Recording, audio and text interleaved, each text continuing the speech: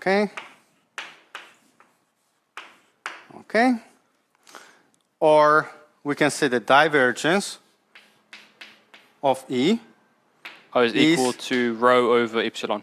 Okay, so divergence of electric field is the charge density over epsilon zero. Okay, so that. Okay, now I'm with you. Okay. Okay, and that is Gauss's law of electric fields. Okay, now let's move to magnetic field. Now this is kind of weird because we call magnetic field B. Yeah, that letter. It's actually, I was watching some videos where there are very famous professors who are calling this magnetic field B, even if it's not B. Well, again, get close. Is this magnetic field density? This is magnetic field density. So magnetic field itself is H. Okay. So this is the magnetic field. Okay. Okay, and now this is magnetic field density. Flux. Oh, okay. Density. So it's magnetic flux density. Density. Okay, and this one is Henry's over meter cubed. Tesla. Weber's over meter cubed, which is Tesla. Meter square. Meter squared. Because you have a surface. Squared. Again, you have the same concept. Okay, surface. Here you have flux density, which means that if you integrate over an area, you get the flux. Yeah. If this is flux density, it means that B, the unit of B, is Weber over meter squared. Okay. If you integrate over it, the M cancels. B over, again, dot product B over the surface, and this is surface, but oh my God, it has to go through the surface, and if it's orthogonal, no, you have not orthogonal, you have to take the orthogonal component. Yes. Then what you have? You have Weber's the integral of Weber over m squared multiplied by m squared. So over m squared, it's Weber. Yes. Which is the flux, okay? No, wait. That isn't this Weber's? This is the flux density. Which is Weber's over m squared. Yes. And then this is, no, we get to that later. It's amperes per meter, but we see later why. Okay. We will see it in the same way that we saw the electric field was volt per meter. The same approach. But this is the point that if I say magnetic flux density is too long, so let's be wrong for a moment, and let's call it magnetic field even if it's not magnetic field. Yeah. The same principle applies, okay? Let's say that we have a magnet. Oh, okay, north, yes. South. Mm-hmm, yes. And the magnetic field goes around like that, okay? Yeah. And let's take a ball which surrounds the magnet. Right, yeah. The magnetic flux is equal to 0. Why? Because the amount of lines entering is equal to the amount of lines leaving. So again, sure. North and south. Yeah, okay. Draw it yourself. Oh, okay.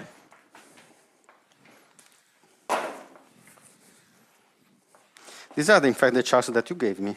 Yes. So, again, nice shape. Let's draw. Oh, the color's nice. Okay. This ball, okay? It's not very regular ball, but still. Yeah, but like we learned, it doesn't matter. Now we can distinguish it better. Position doesn't matter. Yeah, never mind. Yeah, the shape doesn't matter. Could be any shape. The principle still applies, still the same. As long as the ball is closed. So here you have some lines exiting. Here the lines get inside, okay? And as you said correctly, the amount of flux getting out here is the same as the flux. It cannot just leave and never return back, okay? So the total flux, so let's calculate again. Let's write down the let's say B. Let's say that again, on this surface we have ds is over, so this is, let's always specify that the surface is closed. Okay.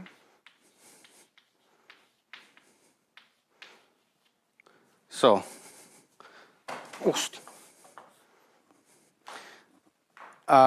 is Oh, 0. I don't know what I was waiting for. It's okay. 0. And this applies always.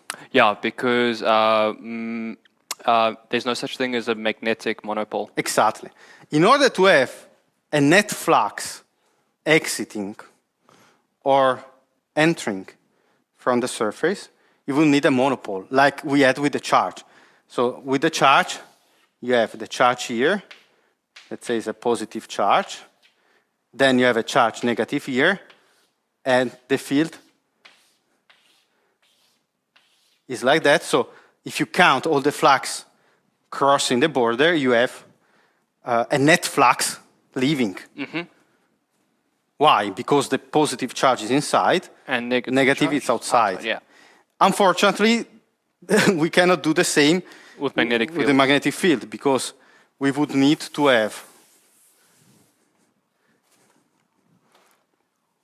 our ball, then our north pole here, our south pole here, and then have the magnetic field leaving like that, okay? But unfortunately, it doesn't work out because we don't have monopoles. If you take a magnet like this, okay, and you separate it. So if you take a magnet Yeah, it instantly creates a new north and south pole. and you cut it in half, you will have again north, south, Yes.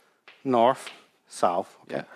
So there is no way that you can get, or at least nobody has ever seen it. Yeah, because this is also like an Experimental. an experimental thing. so- Nothing forbids you to be very lucky, find a magnetic monopole, and then show it to me, and then wow. You get the Nobel Prize. Oh, definitely. There was some research some years ago. I saw some strange paper in some strange condition that claimed they found at very low temperature some magnetic monopole. I don't remember. I didn't even study that. But generally speaking, we don't have a magnetic monopole, so It's always 0. it's always 0. Which means, now this is the magnetic Gauss law, I think they call it this way. Yes. For an integral form. Again, we do the same thing by shrinking. Okay, so we go to a point. We go to a point, and instead of the flux, if you go to the point, you get what? Oh, well, the source or the sinking of a magnetic field. Exactly. But it never exists. It never exists, so it's 0. And how do you define if a field is shrinking, is exploding or imploding? Is the divergence of B. Dot. So the divergence of B is 0, okay? So this tells you that there is no source, so you cannot find a magnetic field which has a divergence positive or negative because it explodes from one point. Because it would mean that here you have a magnetic monopole, north or south, according to the direction, okay? But since you don't have a monopole, there is never a point where everything explodes or implodes, okay? And this is easy. In fact, there's nothing very complicated about this law. That's why I liked to start from the electric field, because then you saw how it works, what it means, and so on. Then this is just a simple case of the divergence. Exactly. So where the divergence is always 0, so you don't get any divergence, so you don't get any monopole. Okay. Fine. So these are the two equations. So in fact, we can write them very clean there. So these are the two equations that we can write down here. So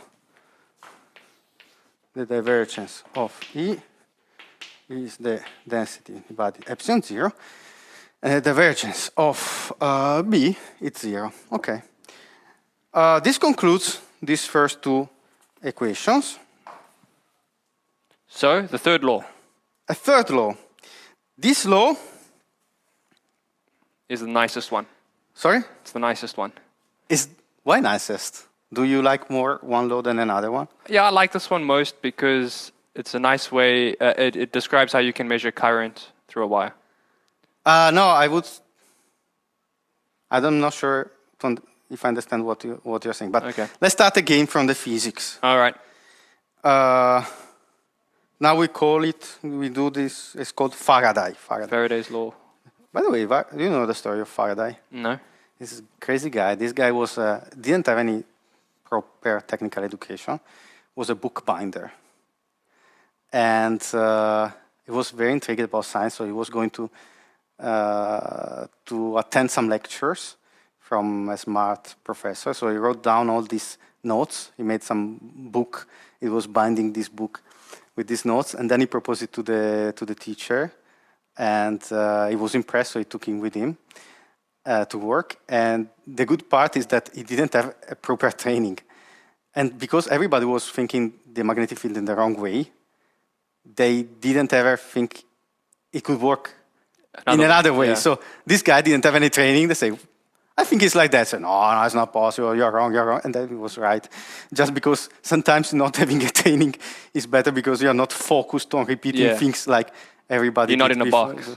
Exactly. The way he arrived to this conclusion was very weird. It was based on some religion he was attending, people helping each other, so they had the forces of the magnetic field. Total mad, but It worked. it worked. Okay. Faraday law. So let's say that you have a solenoid. Okay. All right. And you put here an ammeter.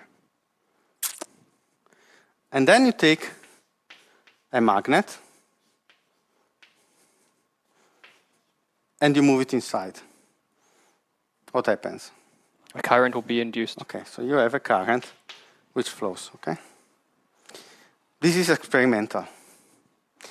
What you see is that you get a current only if the magnet moves. Yeah, the most important part of it. So if you have your solenoid and your magnet is inside and it doesn't move, it's there, it's very large. Let's say that a huge magnet, but it doesn't move, then there is no current. Okay? Yeah. Zero. So here the current is 0, fine. So we get a current on this solenoid given by the fact that we have a change of magnetic field. Okay, let's keep this in mind. So we need a changing magnetic field, the most important part. And what it turns out is, in fact, it's not even the magnetic field. It's the magnetic flux. Okay? So again, let's say that you have this solenoid. Let's say even that you have a single turn. Okay? You have a single turn. Mm-hmm. And you have this surface. Mm-hmm. Again, like this. Okay? In this case, we get a surface which is exactly at the edge, flat on of this curve. Mm-hmm. But again, doesn't matter. It could be any sort of shape. Yeah. And again, you want the magnetic field to go through the surface. Okay. So write down the expression of the formula of the magnetic flux through the surface S, where you have ds, which is again orthogonal to the surface. This is the flux. This is the flux density. B is the flux density. So B, let's call it now its correct name. Flux density.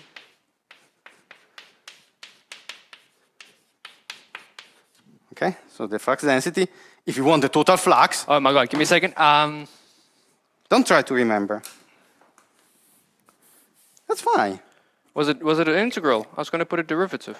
Man, no, don't. Oh, no. You're running too much. Yeah, I am. I'm asking only, don't try to remember, try to think what I'm saying. This is flux density. Yes. Flux density is how much flux there is per unit of surface. If you want the total flux, what you have to do? Integrate it. Integrate it over the whole surface.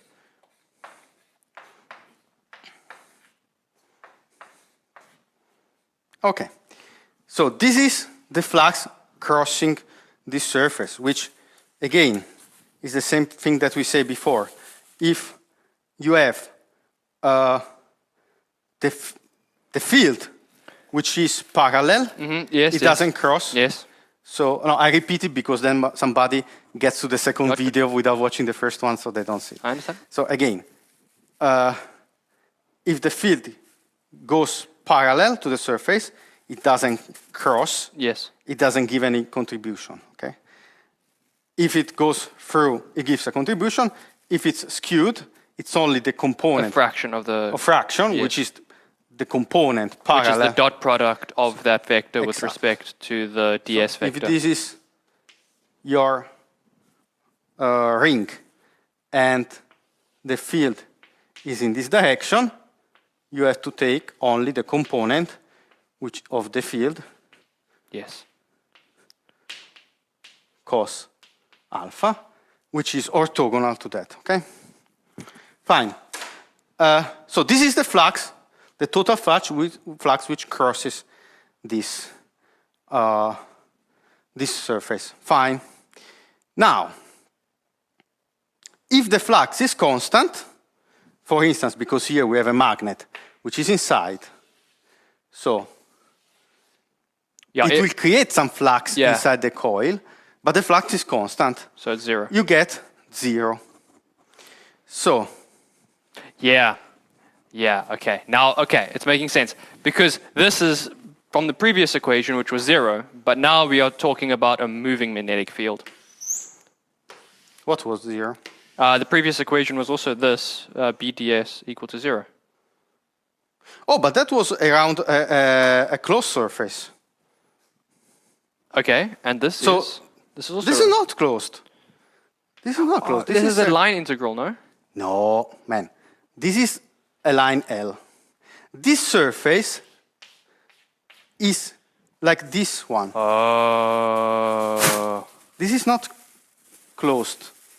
This is a surface which could be the surface defined by the edge of this ring. I got you. So is this surface here, or any other surface like this, but it's not closed.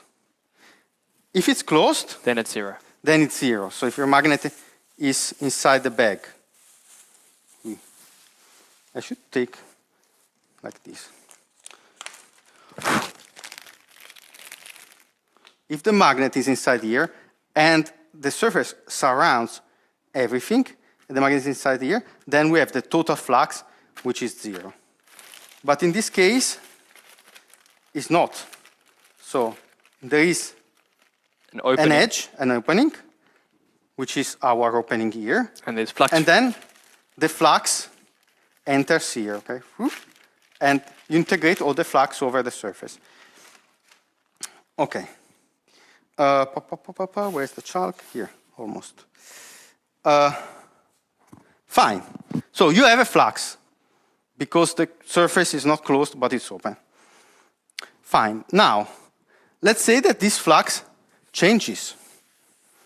It might change for different reasons. For instance, let's say that you have this coil here. B is in this direction. Okay. Still working. Yep, yep. So there's a B So in that B is direction. in this direction. The coil is in this direction. And then you rotate the coil. You rotate it like this, and the flux is bigger now. Then you rotate it again, and you get it in this position. When it's in this position, the flux is 0. Okay? So the flux changes because of that. Or maybe it changes because the source Of the flux. of the flux changes, and therefore it gets smaller, okay, or bigger. Like a solenoid with Exactly. current So, going through it. like if I have a magnet here and a solenoid, and I bring my magnet close, it gets bigger because it's close. Yep. So let's say that it changes. We don't know why, but it changes. When it changes, we find an electric current in the loop, okay? So we have our loop, we have our flux through the surface, the flux changes, and we get a current. Why? Because we have a voltage on this loop.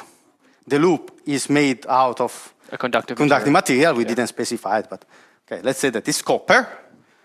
We have a ring of copper. So if we have a voltage, the ring of copper has some resistance. The fact that the magnetic field changes in time will generate a voltage on this ring, and therefore we get a current. That's why we see a current. Okay. Now we want to find a relationship between the change of flux and the voltage on this ring. Okay. So first of all, how do you define the change of flux? Oh, derivative. Okay, so let's take the derivative of the flux. Just write down the derivative of the flux.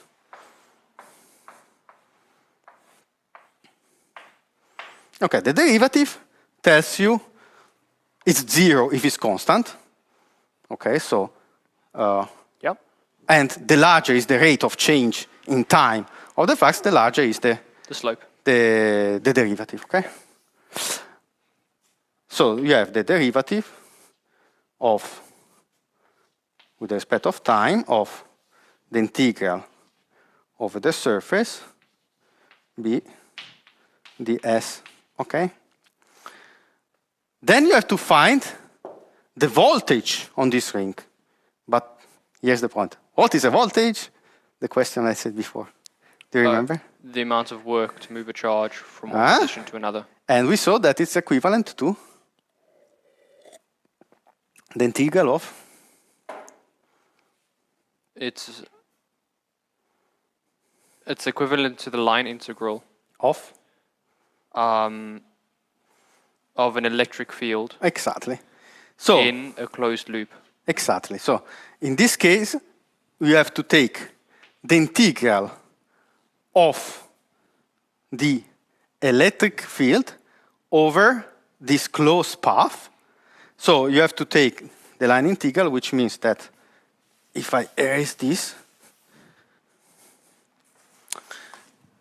let's, again, maybe it's better to make, instead of a ring, some shape like this. So it means that here you have delta L, which is parallel in this direction. Here, delta L, delta L, delta L. And then you have to find out which is the integral over this wall closed path of E dl, dl, okay? and then it should be a circle integral with L. Okay. Yeah. There we go. So here you have the voltage on this path. Okay? What does it mean? It means that if you take, for instance, now let's go back to a circle, like in this case. I don't like the circle because it's difficult to show that it's 3D, okay? And here, in this point, you have dl, which is tangential in this position, okay? And you have, E parallel. it's tangential as well, so it's parallel to dl. Here as well, Yep. you have dl, which is tangential, and E, which is tangential. Here, dl tangential, and E tangential.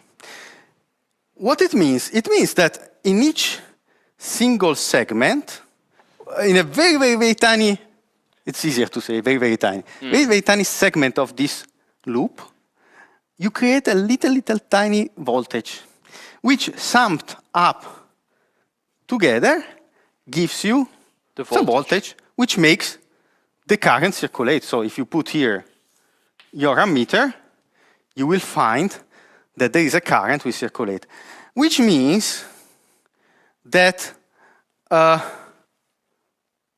voltage is not created in a single point.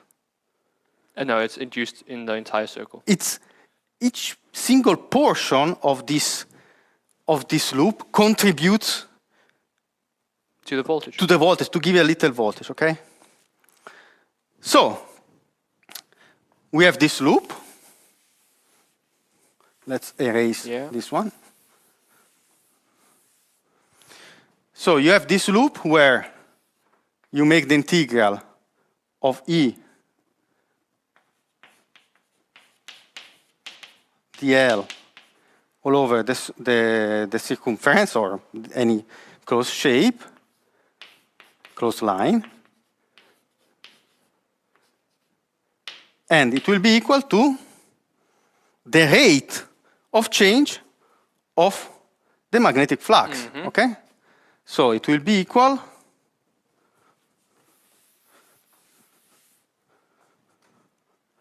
to the derivative in time of Magnetic field. the integral over the surface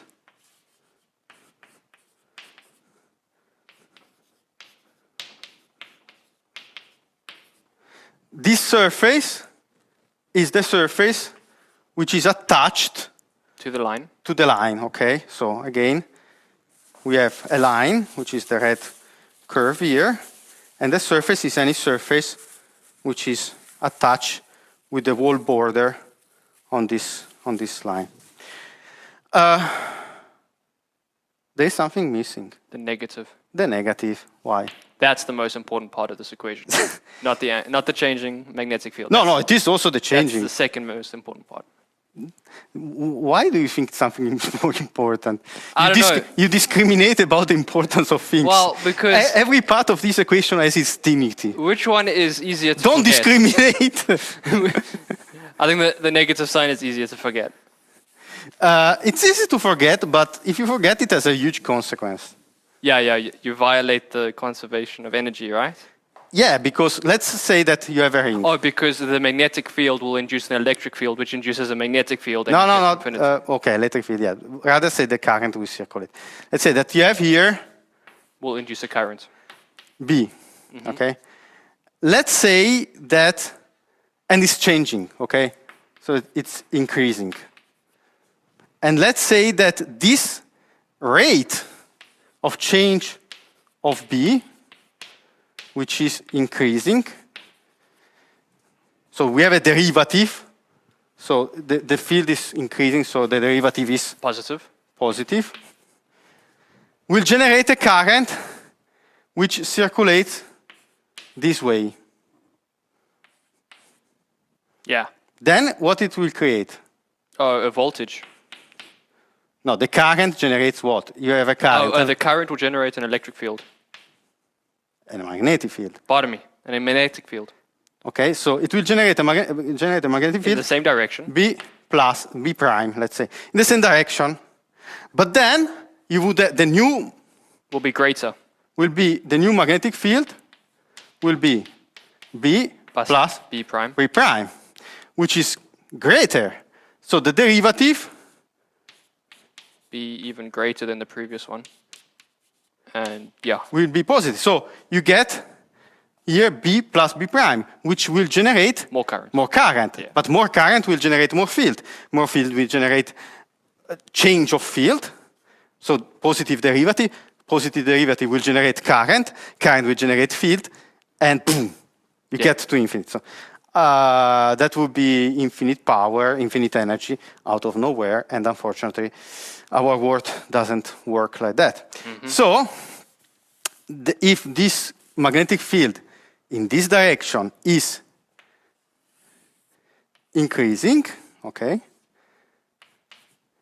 the current will rotate in the opposite direction so that it will create an opposing field, okay? So it will try to oppose to the field which has generated it. Otherwise, you get free energy, and unfortunately, we don't get free energy. Okay, so here we get our negative, and we are fine about that. Now, I have to puzzle you with this question, okay?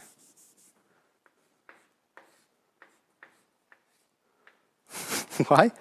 If you always write a negative sign multiplied to a -1, it's a lot less. It's a lot more difficult to lose it. Okay, fine. If you think you want to those minus signs disappear when the equations get big.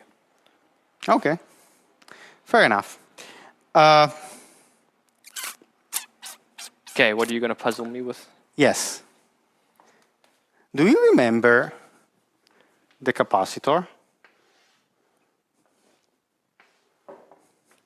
Remember, you have the positive charges, negative charges, and then we have the loop A, B, C, D. The electric field is in this direction. The electric field is in this direction. And you calculate it, right? The electric field. Well, the integral, the line integral of the electric field would be 0 over the path. And it was 0, okay? So if you calculate, let's call it L prime, this line, you calculated the line integral over this closed path. And it was 0, okay? And this was the base of Kirchhoff law. Because you have the voltage between A and B, voltage BC, voltage CD, voltage DA, and the total voltage across the loop is 0. It's 0. Now, let's take a ring. Okay. A ring of copper. And you have a magnetic field which changes in time inside that, okay? Okay. And now let's take... Oh, that's T, okay. Yeah, that's T part. Like, why is there an E there? Let's take two sections. Let's say it's copper. And this section here is 1 centimeters. And this section here is 9 centimeters, okay? And therefore, the resistance here will be, I don't know, 1 ohm. And the resistance here will be 9 ohm. Okay? Okay. Oh, yeah, okay, yes. I thought that said 10. I was like, oh, okay. 1 ohm Yeah. and 9 ohm. No, here, it was like, is that 10? Ah, no. 1 cm. 1 cm, okay. Okay. Oh. Let's say that we have a rate of change, so the total resistance of the loop, the whole loop has a resistance of 10 ohms. Okay? Let's say that here we have a derivative of flux, which gives us 1 volt. Okay? I just give you. Yes. I'm just giving random numbers. It's not important numbers, it's the concept. Okay. So here there is a derivative, our derivative of flux, of magnetic flux, which gives you 1 volt. So if I calculate, it doesn't matter now the direction. Direction is not so important now. Let's say that I get one, if I have the derivative of the magnetic flux, now just for simplicity I will not, Yeah. I get 1 volt, okay? Yes. And I have 10 ohms resistance. So the current will be 1 volt divided by 9 ohms or 10 ohms. 10 ohms, okay. So 0.1 ampere. I have to change chalk. This really sucks. 0.1 amperes. So you have a current of 100 milliamperes running around the loop, okay? Now, what is the voltage between this point and this point? Well, it would be 1. Huh? Well, it wouldn't be 1. Here you have a resistance of 1 ohm, right? Yeah. 1 ohm. And the current is of 100. 0.1 ampere. It would be 0.1 volts. Okay, so you have 0.1 volt here. And what is the voltage between this point and this point? 0.9? No. Was Wait. it 1 volt? Yeah, it was 0.9. Is 9 ohms. The current is again 0.1 amperes, right? So now here you add 0.1 Yes. volts. Here you have 0.1 times 9 is 0.9. 0.9 volts. Okay, but these points are connected. Huh.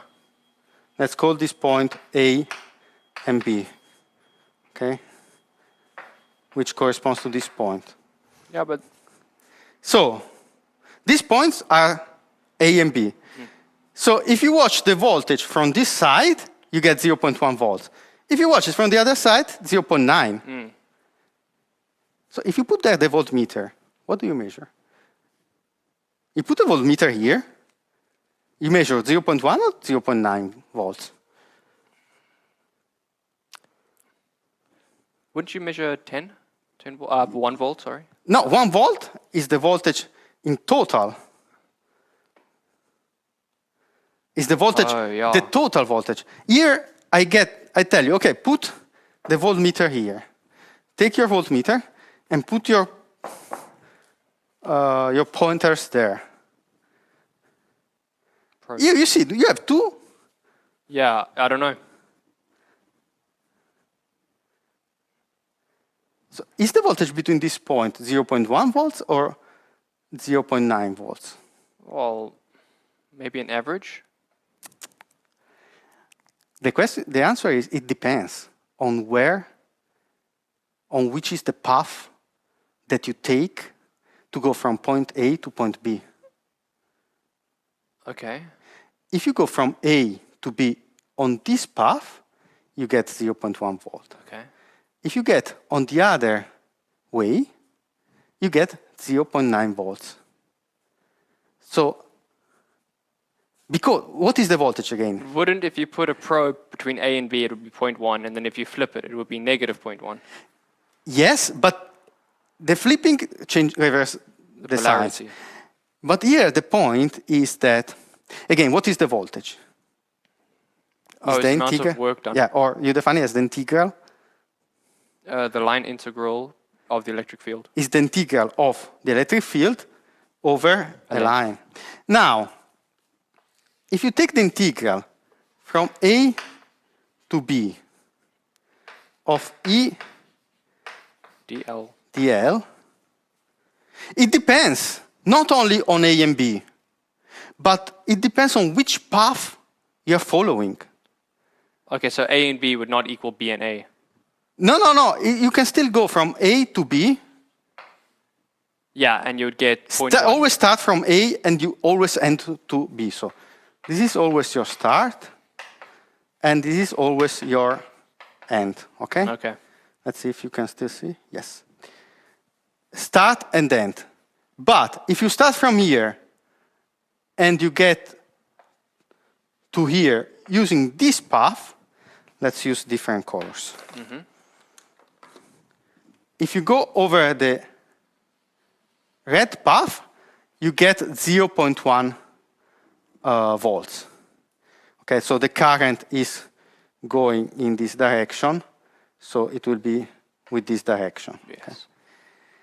If you go through, so always start from A and then to B, but you go through another path, the blue path, you get 0.9 volts with opposite polarity because the current goes on the other way. Okay?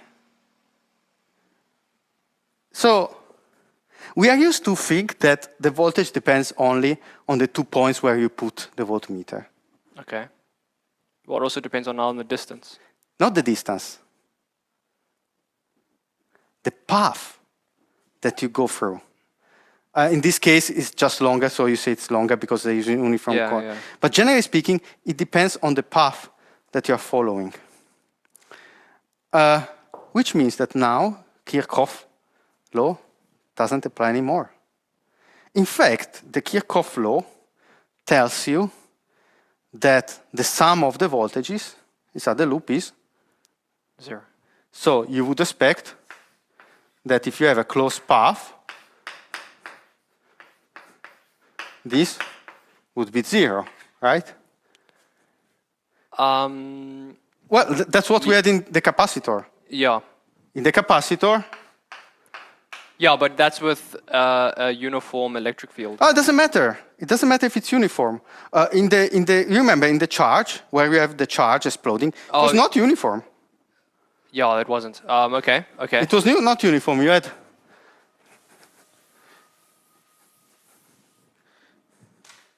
You had your charge, and you were choosing this closed loop, okay? And we were saying, here the voltage is 0, so the integral of the electric field from here to here is 0. Here, the L is in the same direction of E. Here is opposite. So here, E is increasing in this direction. Delta L is in the opposite direction. So the work that you put here, you receive it back here. And even if the field is not uniform, the field here is everything but uniform. It's still 0. Still, it's 0. If you take a closed loop.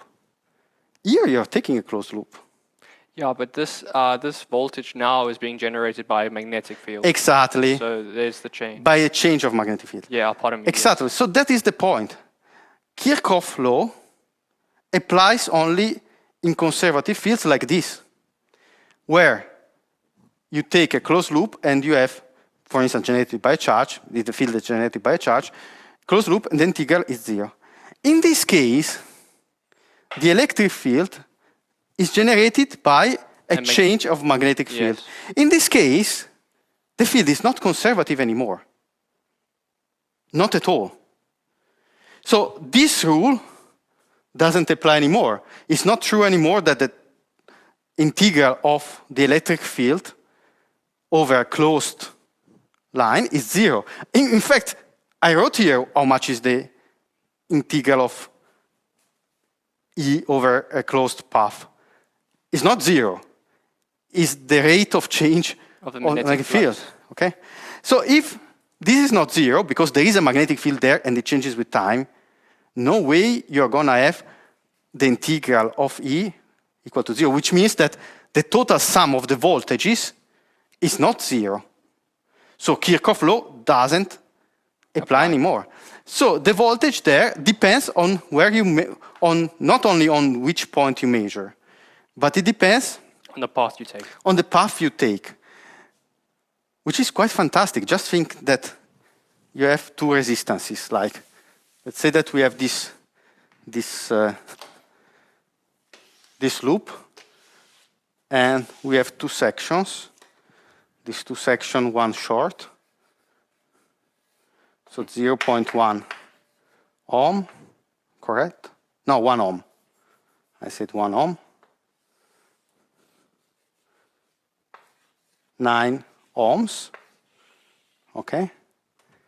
And you're saying, okay, put your voltmeter here and measure the voltage. There is a current here, which is given by the magnetic field which changes in the inside, okay? Yeah, it's coming out. So it changes, so you have a current, then you have a voltage here, V1. So if this is 0.1 amperes, this will be 0.1 volts. 0.1 volts. The same current rotates, circulates here, and you get 0.9 volts. 0.9 volts.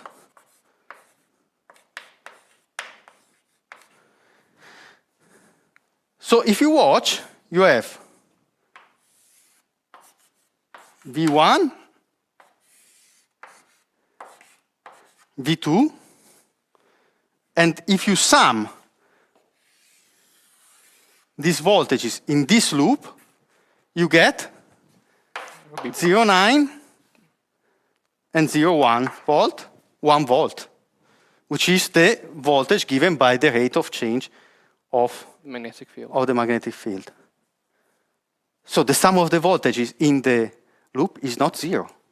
Kirchhoff doesn't apply anymore. Kirchhoff applies only if there is no field.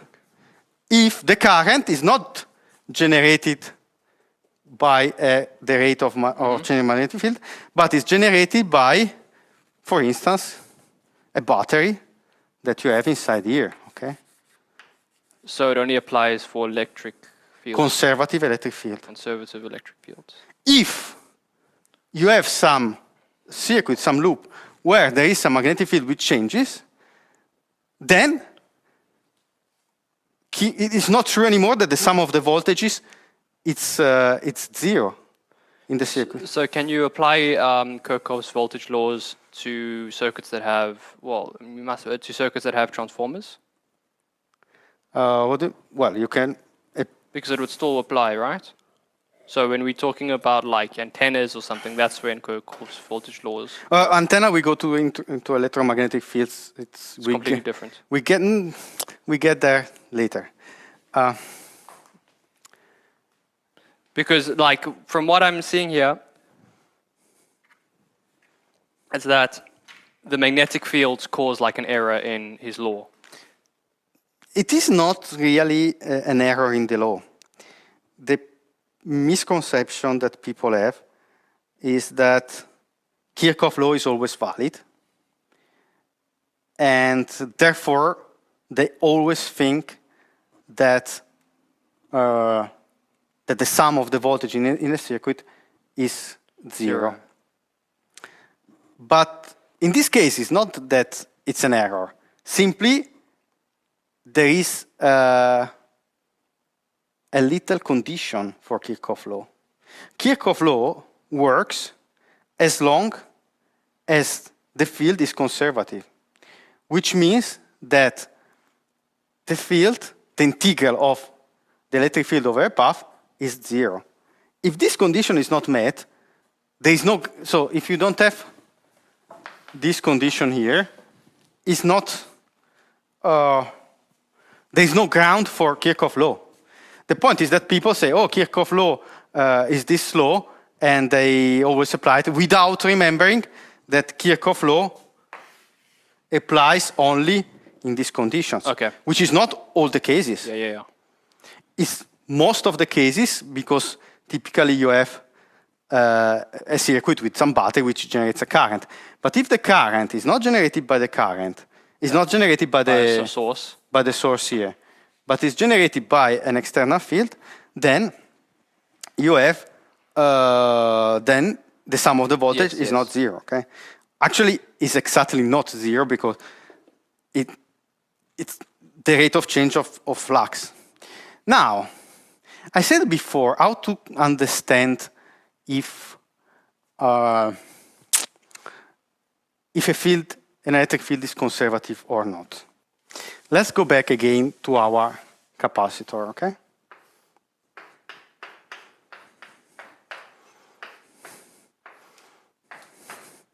Here, you know that the electric field, let's use all the colors. The electric field is in this direction, okay? So y is the integral of E dl over a closed line Because 0. the electric field is conservative. Yes, but what does it mean from the point of view of the lines? The amount of lines entering that surface area are the amount of lines exiting that surface area. Let's keep not quantitative. Let's watch just a phenomenon. Okay. Here you have The voltages, yes. dl, which has the same direction of E. Okay? So in this section, as we saw before, dl has the same direction of E. Okay? Mm-hmm. So this is between point A and B. Okay?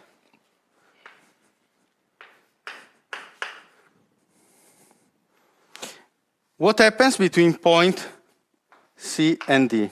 There's orthogonal components. So No, C and D. Not here. it's the opposite case where Okay. E is going from the right to the right-hand side and DL is going to the left-hand side.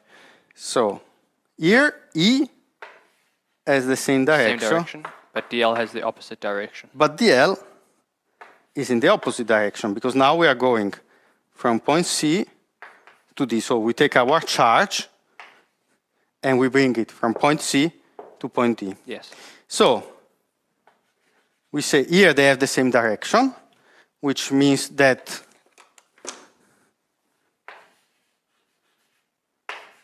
they work as positive sign And the work here has negative sign. and entering exit. Okay. So the total is 0. What happens when you have an electric field which is not generated by the charges on a capacitor, but is generated by a magnetic field which changes in a coil, in a loop. Okay? Or maybe I can. Yeah, the magnetic field component never goes in the opposite direction, Correct. therefore never creating a minus sign. Exactly. Exactly. So here, maybe it's better if I draw it like squared, because you better see it.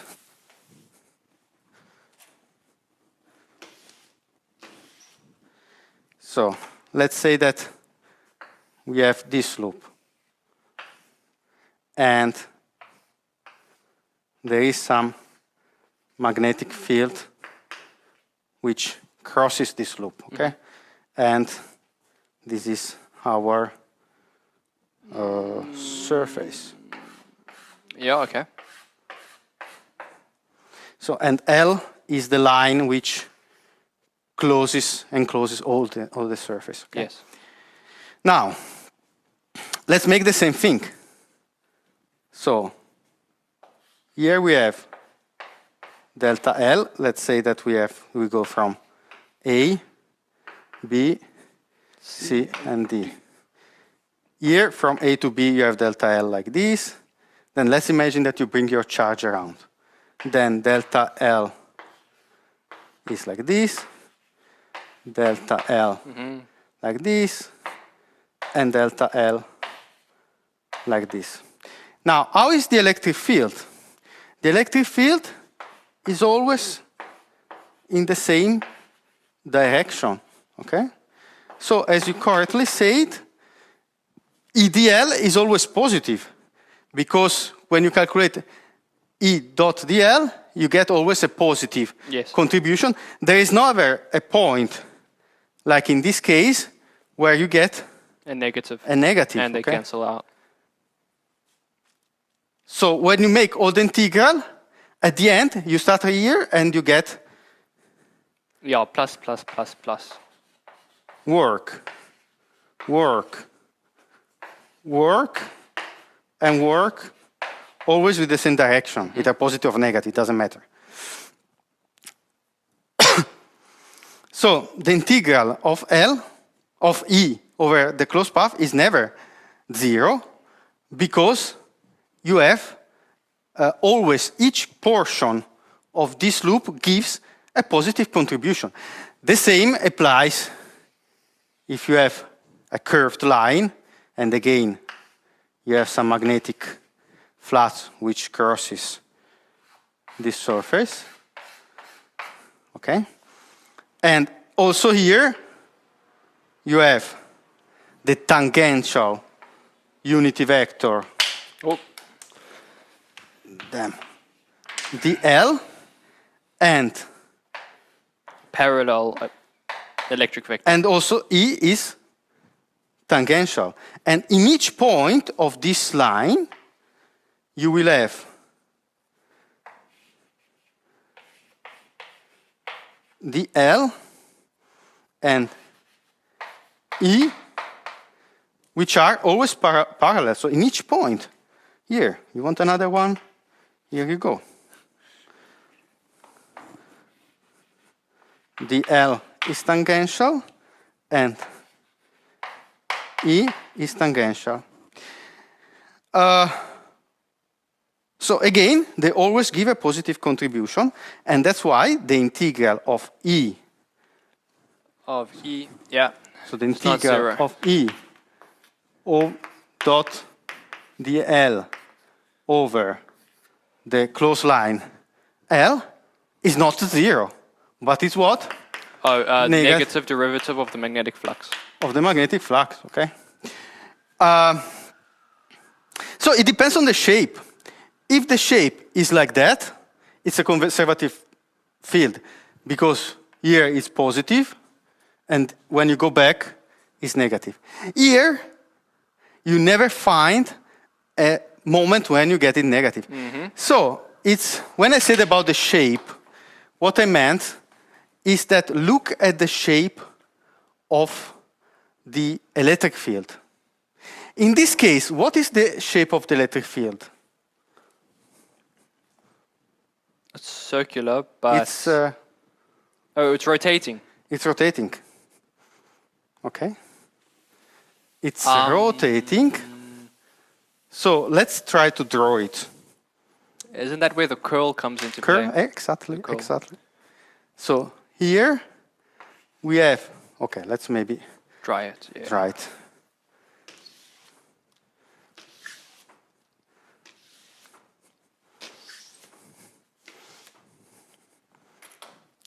So here you have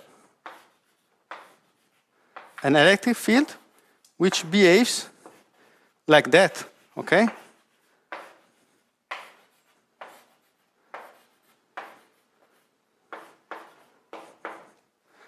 So it's rotating. If it's rotating, you can take a closed path and tangentially to each point of each path, you always get a contribution, positive contribution, which gives you the total integral not to be 0. You said about the curl, yes. Why? Because now we do the same thing we did before for the sphere when we shrunk. Simple positive shrink is shrunk. Yeah, we shrunk it. So we shrunk the sphere to a single point. Yes. And when you shrunk the sphere and you get this integral of the surface, you go to a point and you get the divergence. Okay. Now we do the same for this. So let's write down this Faraday equation one more. Can you write it down for me?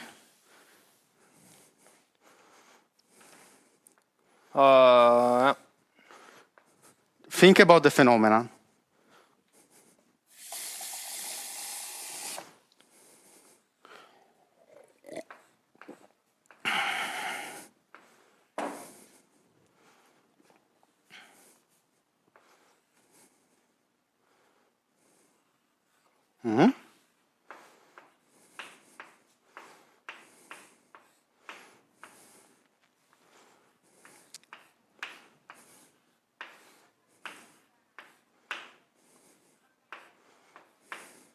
Exactly, just continue so that we have.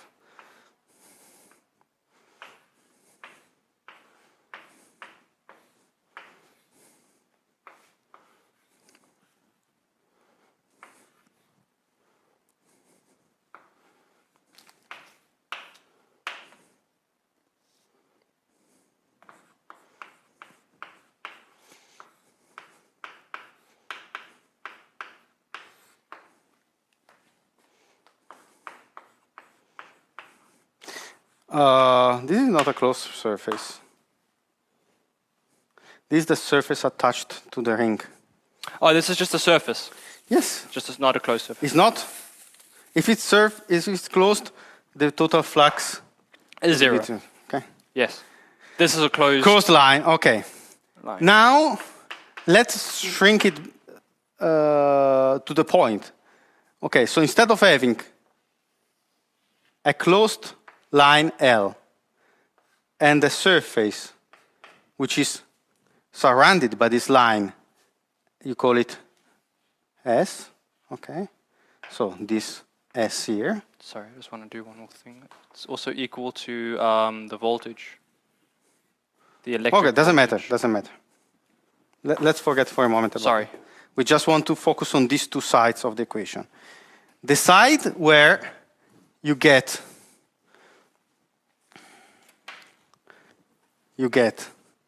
the electric field Test. Okay. and dl, and you integrate it over the line, which is this part here, okay? You have Yeah, the exactly. electric field over the line. And then we want to check the second side where you watch the area S. So this is the area S. And you watch how much flux Passes through that area. goes through this area, and especially how it changes with time, okay? Now, again, we take this line smaller and smaller. Smaller and smaller. Until we get To zero. to a point Yes. where We approach zero. we don't have a line anymore Yeah, yeah. We just have and a a point. surface anymore, okay? Yes. And what do we get?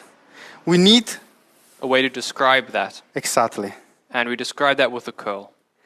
Curl describes The rotation of the magnetic field at a point. exactly. So it tells you if this field is rotating, it's creating a. Excuse me, I jumped. We need the divergence to describe the flux No, at the point, no. and we need a curl to describe the rotation at a point. Divergence describes The explosion yeah, or the implosion. lines entering or leaving a point. Exactly. And the curl, Curl say if in that point is rotating. it's rotating, okay? So if it's rotating, then there is some curl. Yes, Which is quite funny because in Italian you say rotore. The curl is rotore because it rotates. Uh-huh. Never mind. Nice. Okay. So it took me some years to remember that in English is called curl.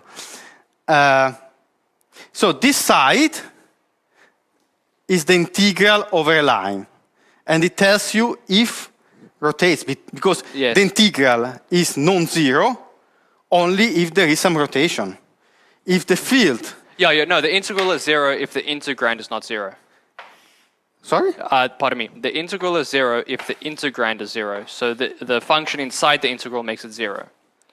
So this integral would only be zero if the function itself is zero. No. No? No. Look at this electric field. It's not zero at all. The electric field is not zero. But it's not rotating. Yeah, but when we sum up those values, it gets to 0.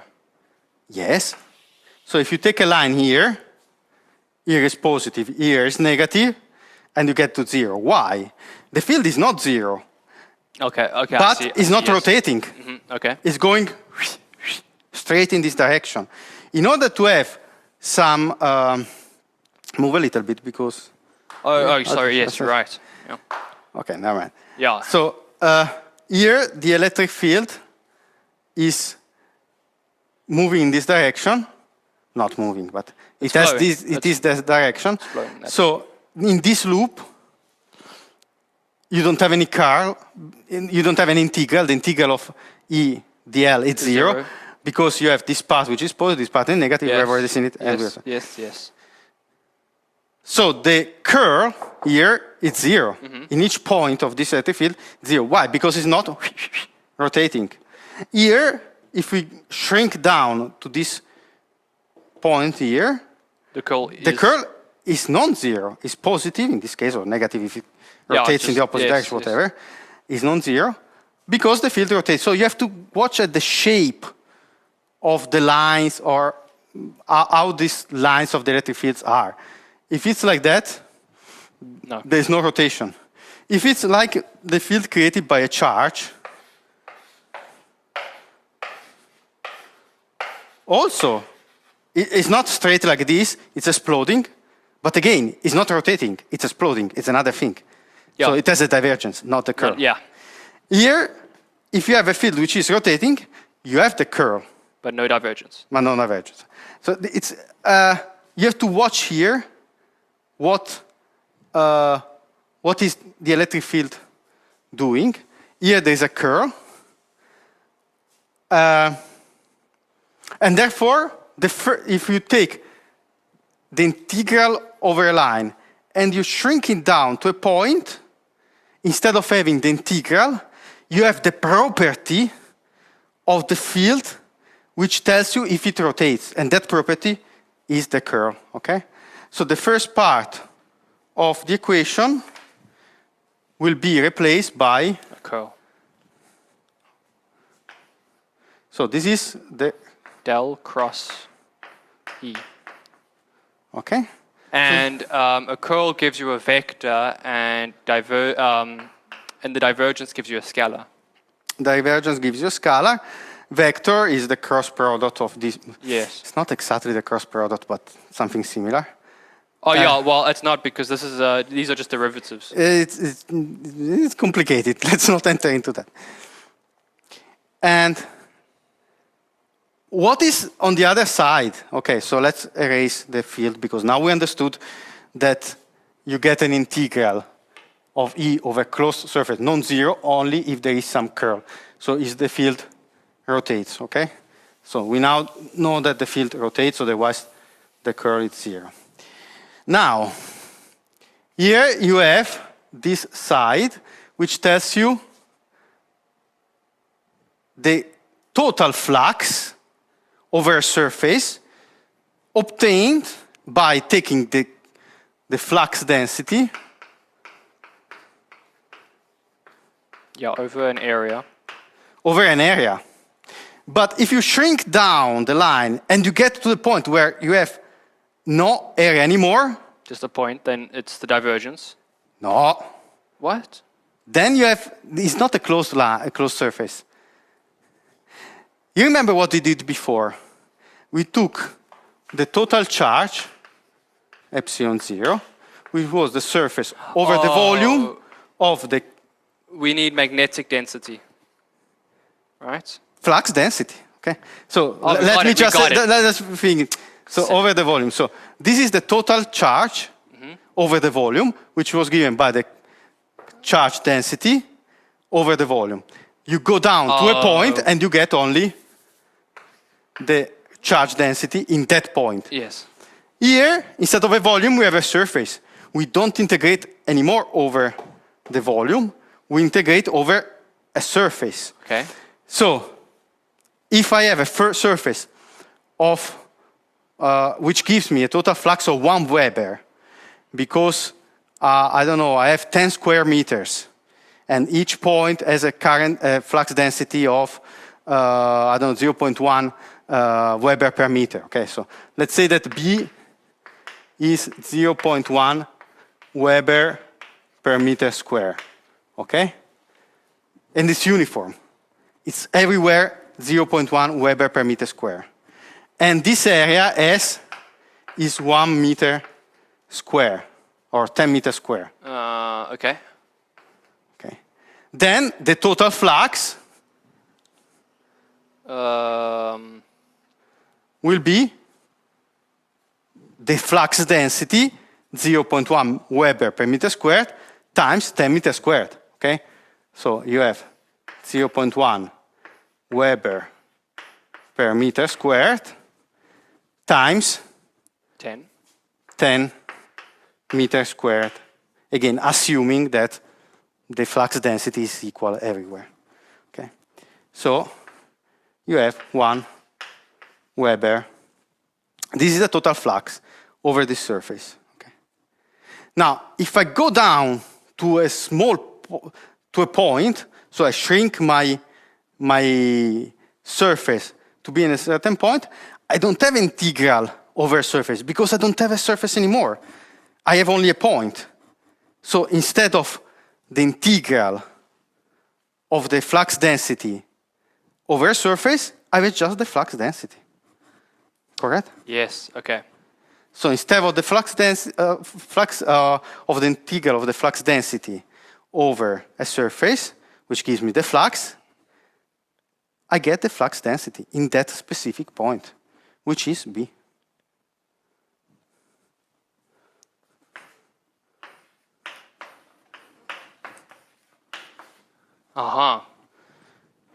If I have if I have a finite surface, 10 meters square, the total flux, I have to consider the total flux over the surface, right? So I have to integrate B, the flux density, over the surface, and I get the total flux. So for instance, if I have a flux density of 0.1 Weber per each meter square, so per unit of surface times the surface, I get the total flux. But then I shrink down to a point. If I have a point, I don't have a surface anymore. So it doesn't make sense to make an integral over a surface because I don't have a surface. Okay, yes. I have just a point. Yes, yes. So yes. I just watch what is the flux density in that point. Okay? So instead of having the integral, I have just the value there. Yes, yes. In the same way that we did here. Here we have the total charge as the integral over the volume of the charge density. Mm-hmm. But then we went to a point where we didn't have a volume anymore. So we had just the charge density in that point. I see it. Okay? So this is the third equation. You can write it either one way or another. Okay? We can try to make this experiment where we show that this field is not conservative anymore. So with measuring the voltage in different paths. Okay, so this is the third equation, which is in fact quite interesting. Because here we start connecting electric field and magnetic field, or magnetic flux density. Okay. So here you see that you have an electric field which has a particular shape with a curl. So it's not like uniform, it's not radiating, but it's a magnetic field which has this particular shape. It has this rotating shape. It has a curl, which is generating by a magnetic field, a changing magnetic field. Change in time. Okay. It means that the magnetic field doesn't change, nothing happens. Yeah. And this already starts telling you something that probably you heard during the lectures, like there is electric field and there is magnetic field. But this applies only if they are static. Because if they are static, they don't influence each other. Yeah, it's only when they're changing. Only when they're changed, then when they change, you don't have electric and magnetic field anymore. You have electromagnetic field. Electromagnetic field because one field, the electric field, is in fact depending on the other. And here we start seeing the first side of this dependence. The electric field is not independent from the magnetic anymore. The electric field depends on the magnetic field if this changing is in time. So it only applies when the magnetic field is not constant anymore. Okay? Mm-hmm.